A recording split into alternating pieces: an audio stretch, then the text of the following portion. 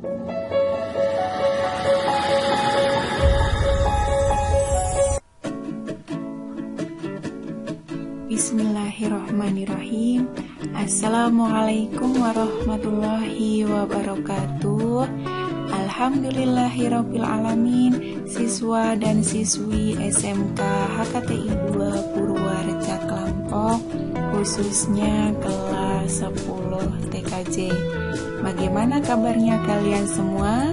Semoga kalian dalam keadaan sehat walafiat. Baiklah siswa dan siswi semuanya, kita sekarang sudah masuk ke semester genap dan kita kembali lagi dalam kegiatan belajar mengajar. Akan tetapi kita masih dengan menggunakan PJJ-nya ya, yaitu pembelajaran jarak jauh. Jadi kita belum bisa bertatap muka secara langsung di ruang kelas tercinta kita semuanya. Tapi tidak apa-apa, tidak masalah, tidak menyurutkan kalian semuanya untuk terus belajar mencapai cita-cita kalian masing-masing. Dan pada kesempatan pagi hari ini kita akan belajar mata pelajaran Bahasa Indonesia. Jadi mulai dari sekarang silahkan kalian persiapkan semuanya dari alat tulis yang kalian butuhkan sebelum saya menjelaskan lebih lengkapnya lagi. Jadi saya ucapkan selamat bertemu kembali, selamat berjumpa kembali dalam kegiatan belajar bahasa Indonesia. Baiklah siswa dan siswi semuanya, sebelum saya melanjutkan untuk menjelaskan materi lebih lengkap, lebih luas, lebih jelas dan lebih detail ya, perlu saya ingatkan kembali untuk kalian semuanya, karena kita ketahui bersama situasi dan kondisi sekarang ini belum begitu memungkinkan, belum membaik. Jadi kalian harus tetap jaga kesehatan walaupun kalian di rumah kalian masing-masing, tetap harus menjaga kesehatan. Selalu mencuci tangan ketika kalian beraktivitas, setelah beraktivitas harus tetap bersih. Jadi kalian harus senantiasa mawas diri ya, selalu ingat akan kepentingan kesehatan demi kebaikan kalian masing-masing. Baiklah siswa dan siswi semuanya, kita akan memulai pelajaran kali ini. Siap, fokus ya. Kita sekarang masuk di semester genap.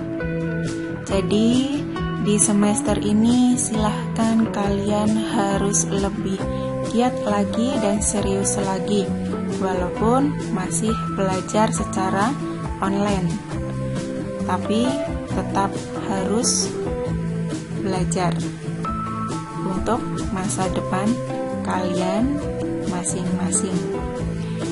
Yang selanjutnya kita masuk ke pertemuan pertama, pertemuan ke-1 ini ya. Jadi ini awal kembali kita untuk bertatap muka, walaupun baru suara saya yang kembali lagi sampai di depan kalian. tapi tidak apa-apa. Kita kembali ke awal lagi ya, karena ini merupakan pertemuan ke-1. Yang selanjutnya, kita pada pertemuan kali ini akan membahas tentang teks negosiasi, di mana teks ini saya sendiri yang menyusun, saya sendiri yang menyampaikan ke kalian semuanya, yaitu masih bersama saya, Bu Deni Dwi Yulihastuti. Baiklah siswa dan siswi semuanya, silahkan kalian siapkan perbekalan kalian untuk belajar agar nanti kalian bisa memahami semuanya. Dan saya harapkan ketika kalian menyimak video dari saya, kalian silahkan simak dari awal sampai akhir agar kalian bisa memahami seutuhnya dan seluruhnya, agar kalian tidak bingung lagi dalam belajarnya. Yang selanjutnya, adapun kompetensi dasar yang akan kita pelajari pada pertemuan kali ini, yaitu KD 3.10, yaitu menganalisis pengajuan, penawaran, dan persetujuan dalam teks negosiasi berkaitan dengan bidang pekerjaan, lisan maupun tertulis. Ini adalah KD kita pada pertemuan pertama ya. Yang berikutnya, tujuan pembelajaran yang akan kita capai pada kali ini nantinya, yaitu saya harapkan dan mungkin juga kalian harapkan kalian semuanya mampu menganalisis pengajuan, penawaran, dan persetujuan dalam teks negosiasi berkaitan dengan bidang pekerjaan lisan ataupun tertulis.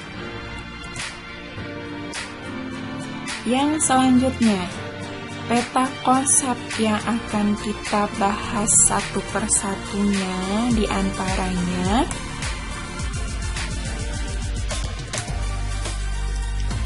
meliputi pengertian teks negosiasi, kemudian tujuan teks negosiasi.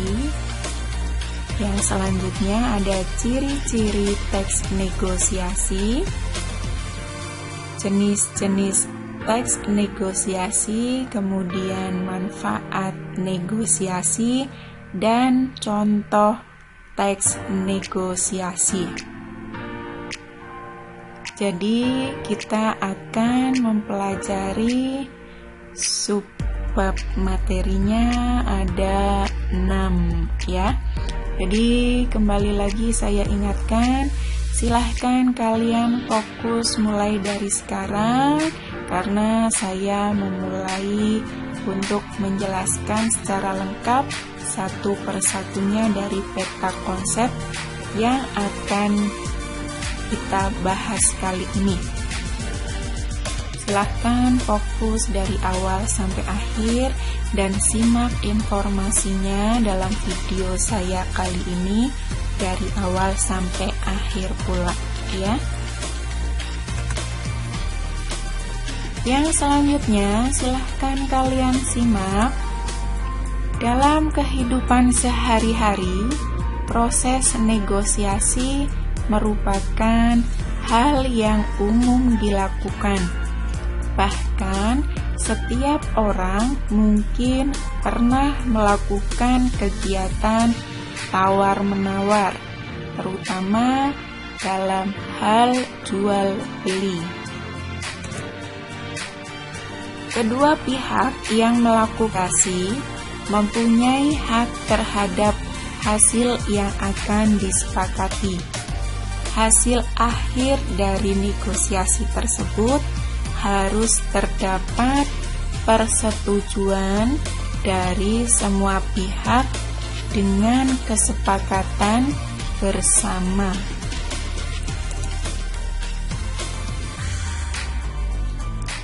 Nah, sekarang kita akan mempelajari poin yang pertama berkaitan dengan submateri pengertian teks negosiasi. Teks negosiasi adalah teks yang berbentuk interaksi sosial yang berfungsi untuk mencari kesepakatan di antara pihak yang memiliki kepentingan berbeda. Ini adalah pengertian dari teks negosiasi, ya. Yang berikutnya ada tujuan teks negosiasi. Tujuannya apa kira-kira?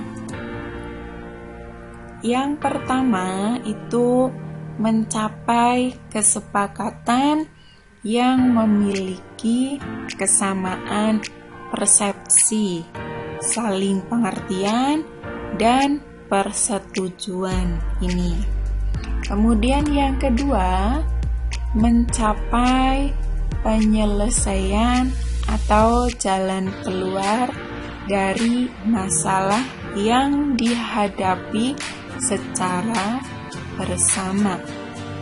Kemudian tujuan yang ketiga, mencapai kondisi saling menguntungkan dan tidak ada yang dirugikan, atau istilahnya yaitu win-win solution ini, ya.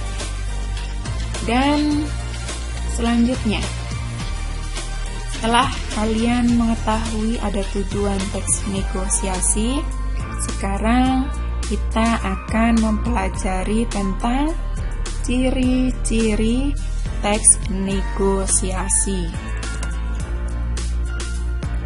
Ada beberapa ciri-ciri teks negosiasi, meliputi yang pertama, memiliki partisipan. Contohnya, pihak yang menyampaikan pengajuan dan pihak yang menawar. Jadi di sini itu kalau partisipan erat kaitannya dengan orang, ya. Jadi kata benda, khususnya kata benda hidup, karena berkaitan dengan orang. Pada beberapa teks negosiasi untuk memecahkan konflik bisa terdapat partisipan ketiga. Jadi bisa terdapat orang ketiga yang berperan sebagai penengah, pemandu, atau perantara. Bisa dimengerti, ya? Ya. Yang selanjutnya, ciri yang kedua yaitu terdapat kepentingan yang berbeda dari pihak yang terlibat. Ini adalah ciri teks negosiasi yang kedua. Kemudian yang ketiga apa? Berisi pengajuan dan penawaran dari pihak yang memiliki kepentingan berbeda. Paham, ya? Ya, kita lanjutkan. Ada ciri-ciri teks negosiasi yang keempat, yaitu adanya kesepakatan yang dapat disetujui oleh semua pihak sebagai hasil negosiasi. Nah, yang selanjutnya ada lagi atau tidak ciri-ciri dari teks negosiasi? Kita lihat. Oh, ternyata masih ada, yaitu ciri-ciri teks negosiasi yang kelima. terdapat ungkapan yang bersifat persuasif. Jadi dalam teks negosiasi itu pun bahasa yang digunakan kita pakai dengan bahasa yang persuasif. Artinya apa? Membujuk atau mengajak. Ini adalah sifat persuasif atau bahasa persuasif. Bisa dipahami ya? Baiklah siswa dan siswi semuanya, kita lanjutkan.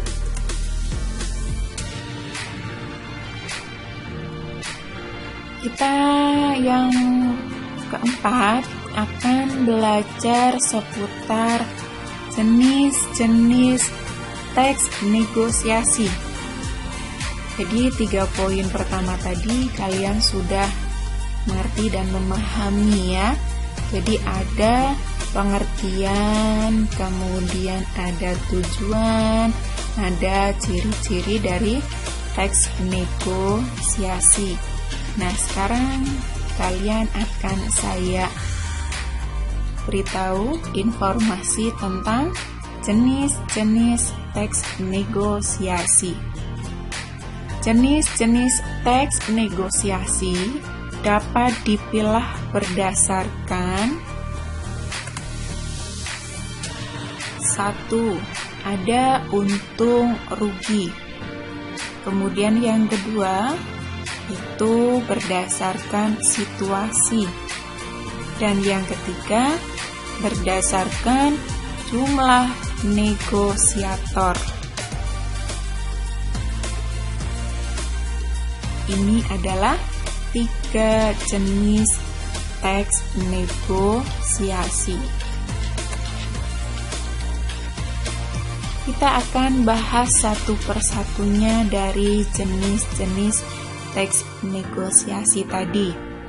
Yang pertama, negosiasi berdasarkan untung rugi. Maksudnya bagaimana di sini? Negosiasi untung rugi adalah negosiasi yang diklasifikasikan melalui hasil dan keadaan negosiasi yang tengah terjadi. Ini maksud yang pertama. Negosiasi berdasarkan untung rugi itu terdiri dari 4 macam ya. Yang pertama ada negosiasi menghindari konflik atau istilahnya adalah lose-lose. Kemudian yang kedua, negosiasi kolaborasi dengan istilah win-win. Kemudian yang ketiga ada negosiasi akomodasi atau loss-win. Sedangkan yang keempat ada negosiasi dominasi yang disebut dengan istilah win-loss ini. Jadi ada 4 negosiasi yang berdasarkan untung rugi. Paham ya? Baik, kita lanjutkan lagi. Di sini akan saya jelaskan dari macam-macam tadi negosiasi yang berdasarkan apa? Ya, berdasarkan dari untung rugi. Yang pertama, negosiasi menghindari konflik atau loss-loss. Nah, di sini maksudnya adalah kedua belah pihak bernegosiasi untuk menghindari konflik yang berpotensi untuk timbul karena tidak ada yang diuntungkan dari konflik tersebut. Sedangkan negosiasi kolaborasi atau win-win, kedua belah pihak berusaha untuk mencapai suatu kesepakatan yang menggabungkan kepentingan asing. Yang selanjutnya, negosiasi akomodasi yang ketiga atau loss win. Dalam jenis ini, negosiator memiliki sedikit keunggulan dan cenderung akan merugi dari pihak yang diajukan. Nih, paham ya? Yang keempat, negosiasi dominasi atau win-loss.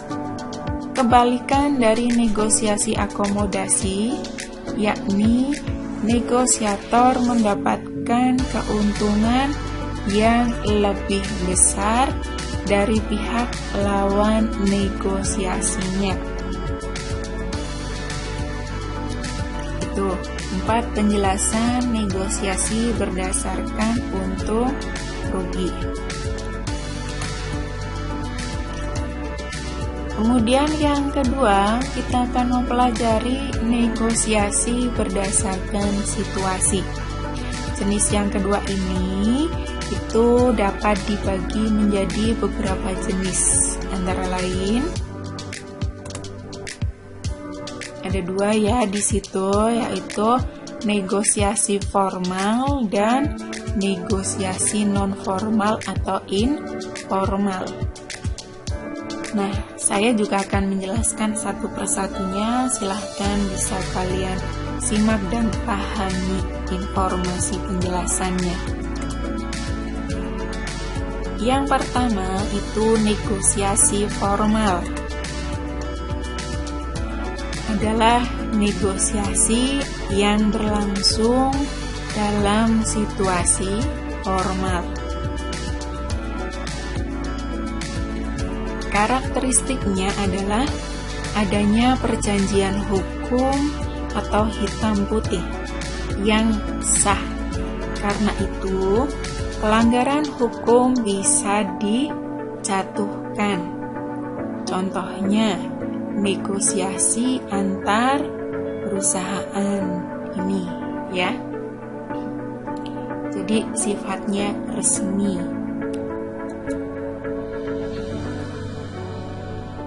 Yang selanjutnya ada negosiasi non formal atau informal. Berarti lawan dari yang formal tadi. Kalau yang formal itu sifatnya resmi, kalau yang non formal berarti tidak resmi. Maksudnya bagaimana di sini? Jadi negosiasi yang dapat dilakukan oleh siapapun, kapanpun, tanpa perjanjian khusus dan hukum yang memayungi. Nih, jadi melanggar pun tidak dipermasalahkan ke dalam hukum. Bisa dimengerti ya? Yang selanjutnya, jenis yang ketiga yaitu negosiasi berdasarkan jumlah negosiator. Umumnya, negosiasi terjadi antara dua belah pihak saja. Namun, terdapat pula negosiasi yang melibatkan lebih dari dua pihak. Nah, contohnya apa negosiasi yang berdasarkan jumlah negosiator? Itu ada 2. Yang pertama, negosiasi dengan pihak penengah. Yang kedua, negosiasi tanpa pihak penengah. Ada 2 jenis negosiasi berdasarkan jumlah negosiatornya. Yang kelima, manfaat negosiasi. Jadi manfaat negosiasi itu apa sih? Manfaat negosiasi itu untuk menciptakan jalinan kerjasama antara institusi, badan usaha, maupun perorangan dalam melakukan suatu usaha dan kegiatan bersama atas dasar saling pengertian. Ini adalah manfaat negosiasi. Bisa dimengerti ya semuanya ya siswa dan siswiku. Baik, kita lanjutkan lagi. Nah, silahkan kalian lihat dan baca secara mandiri ya. Ada contoh teks negosiasi. Jadi silahkan nanti kalian lihat, kalian baca. Tidak saya bacakan langsung, jadi kalian sendiri yang nantinya akan membaca. Mulai dari sekarang ada contoh teks negosiasi. Silahkan kalian pahami. Ada contoh teks negosiasi yang berjudul negosiasi HP baru. Jadi di sini ada negosiasi antara ayah dan anak. Silahkan bisa kalian baca mulai dari sekarang ya.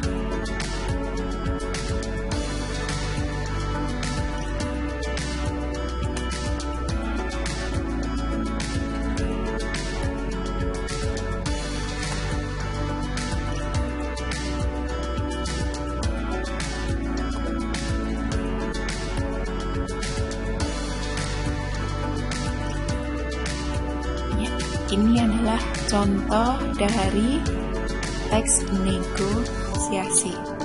Bisa kalian memahami informasi di dalam teksnya ya.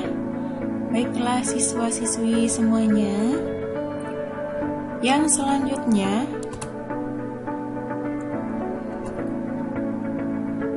dari informasi tadi yang sudah saya sampaikan, bisa saya simpulkan di sini informasinya. Jadi setiap manusia umumnya pernah melakukan tawar-menawar dengan orang lain dalam hal jual beli, pengusaha dan pihak bank maupun lainnya. Tawar-menawar ini sering disebut juga dengan negosiasi. Kedua pihak yang melakukan negosiasi mempunyai hak terhadap hasil yang akan disepakati. Hasil akhir negosiasi harus mempunyai persetujuan dari semua pihak, sehingga semua pihak menerima hasil akhir dengan kesepakatan bersama. Ini tata nggak tidur lagi.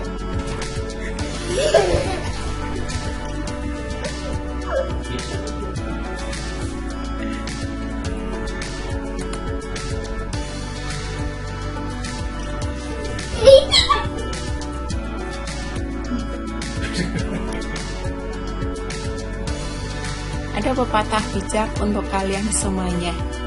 Jangan takut salah ketika menuntut ilmu, karena banyak orang sukses belajar dari sebuah kesalahan.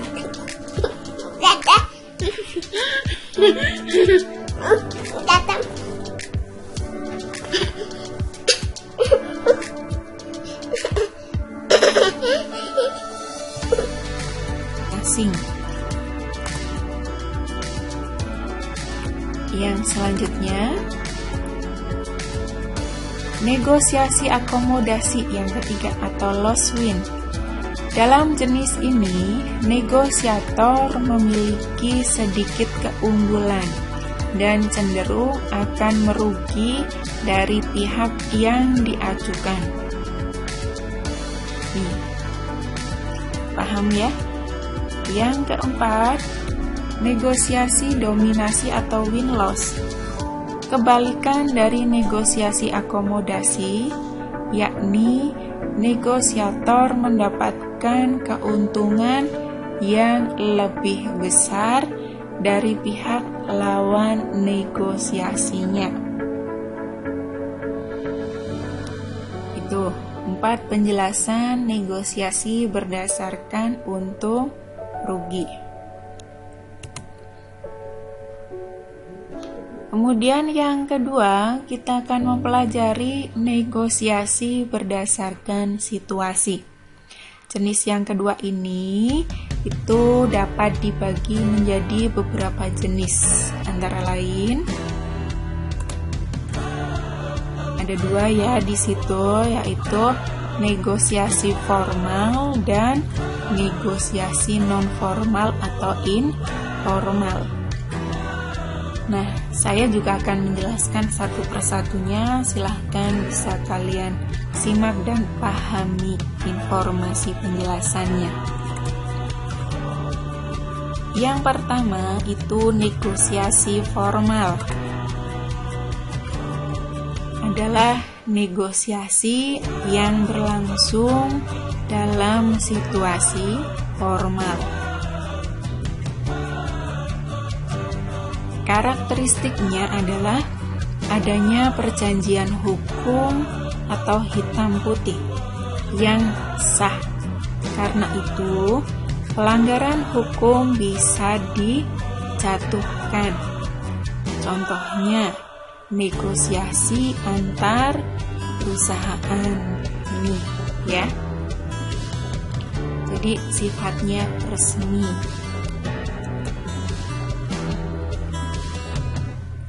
Yang selanjutnya ada negosiasi non formal atau informal. Berarti lawan dari yang formal tadi.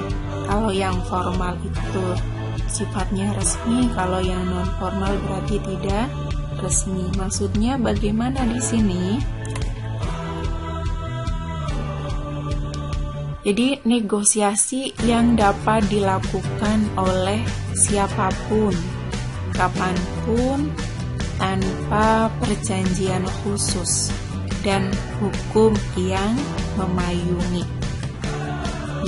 Jadi melanggar pun tidak dipermasalahkan ke dalam hukum. Bisa dimengerti ya. Yang selanjutnya, jenis yang ketiga yaitu negosiasi berdasarkan jumlah negosiator. Umumnya, negosiasi terjadi antara dua belah pihak saja. Namun, terdapat pula negosiasi yang melibatkan lebih dari dua pihak. Nah, contohnya apa negosiasi yang berdasarkan jumlah negosiator? Itu ada 2. Yang pertama, negosiasi dengan pihak penengah. Yang kedua, negosiasi tanpa pihak penengah. Ada 2 jenis negosiasi berdasarkan jumlah negosiatornya. Yang kelima, manfaat negosiasi. Jadi manfaat negosiasi itu apa sih? Manfaat negosiasi itu untuk menciptakan jalinan kerjasama antara institusi, badan usaha, maupun perorangan dalam melakukan suatu usaha dan kegiatan bersama atas dasar saling pengertian. Ini adalah manfaat negosiasi. Bisa dimengerti ya semuanya ya siswa dan siswiku. Baik, kita lanjutkan lagi. Nah, silahkan kalian lihat dan baca secara mandiri ya. Ada contoh teks negosiasi. Jadi silahkan nanti kalian lihat, kalian baca. Tidak saya bacakan langsung, jadi kalian sendiri yang nantinya akan membaca. Mulai dari sekarang ada contoh teks negosiasi. Silahkan kalian pahami. Ada contoh teks negosiasi yang berjudul negosiasi HP baru. Jadi di sini ada negosiasi antara ayah dan anak. Silahkan bisa kalian baca mulai dari sekarang ya.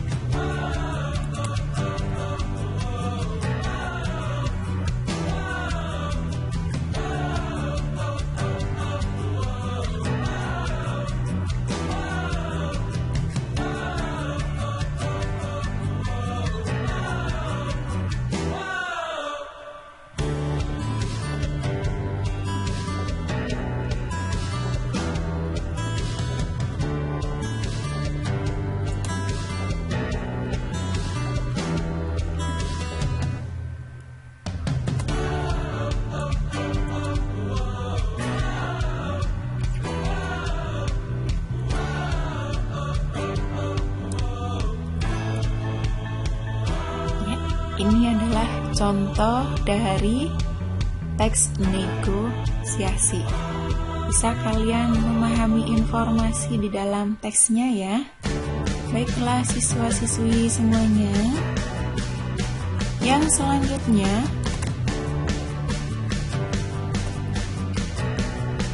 dari informasi tadi yang sudah saya sampaikan, bisa saya simpulkan di sini informasinya. Jadi setiap manusia umumnya pernah melakukan tawar-menawar dengan orang lain dalam hal jual beli, pengusaha dan pihak bank maupun lainnya. Tawar-menawar ini sering disebut juga dengan negosiasi. Kedua pihak yang melakukan negosiasi mempunyai hak terhadap hasil yang akan disepakati. Hasil akhir negosiasi harus mempunyai persetujuan dari semua pihak, sehingga semua pihak menerima hasil akhir dengan kesepakatan bersama. Mungkin itu informasi yang bisa saya sampaikan dalam kegiatan PJJ mata pelajaran Bahasa Indonesia. Yang berikutnya, ada pepatah bijak untuk kalian maknai masing-masing ya, yang bunyinya seperti ini. Jangan takut salah ketika menuntut ilmu, karena banyak orang sukses belajar dari sebuah kesalahan. Jadi silahkan kalian maknai sendiri, resapi sendiri dari apa yang sudah saya sampaikan buat kalian semuanya. Ya.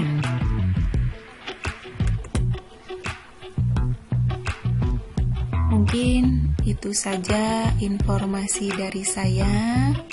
Apabila ada yang belum bisa kalian pahami, saya mohon maaf. Dan silahkan kalian simak informasi penjelasan yang sudah saya sampaikan pada pertemuan kali ini dari awal sampai akhir, agar kalian bisa memahami seutuhnya, sehingga nantinya kalian bisa benar-benar memahami isi materinya. Semoga bisa bermanfaat untuk kalian semuanya. Saya mohon maaf sekali lagi. Saya akhiri sampai di sini. Sekian dan terima kasih. Wassalamualaikum warahmatullahi wabarakatuh.